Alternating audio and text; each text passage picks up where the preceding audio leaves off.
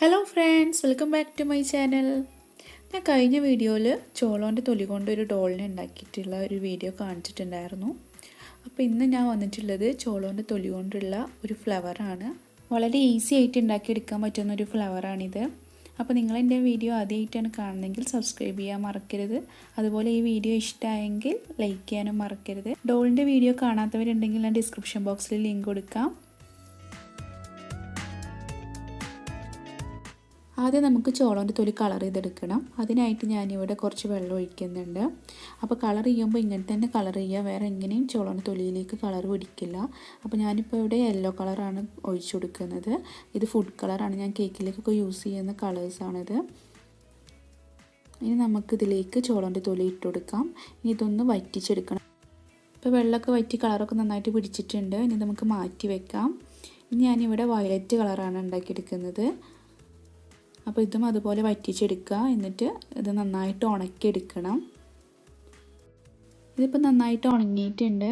ഇനി നമുക്ക് ഇതുപോലെ തിന്നായിട്ടൊന്ന് കീറിയെടുക്കണം.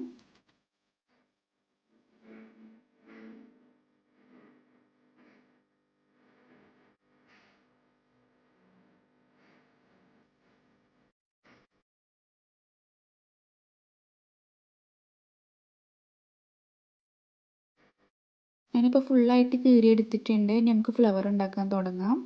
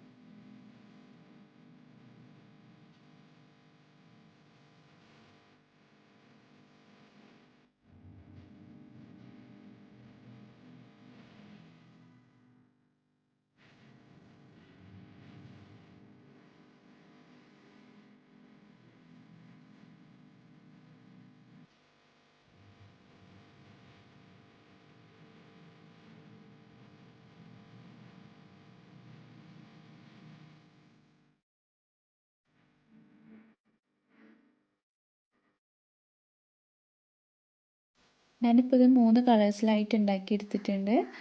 അപ്പോൾ എനിക്ക് കൂടുതൽ ഇഷ്ടമായത് വൈറ്റാണ്. അപ്പോൾ എല്ലാവരും ഒന്ന് ട്രൈ ചെയ്ത് നോക്കുക. അപ്പോൾ ഞാൻ അടുത്ത വീഡിയോയിൽ ചോളോൻ്റെ തൊലി കൊണ്ട് തന്നെ ഒരു ബോട്ടിലാട്ടായിട്ടാണ് വരുന്നത്. അപ്പോൾ നിങ്ങളാരും കാണാൻ മറക്കരുത്.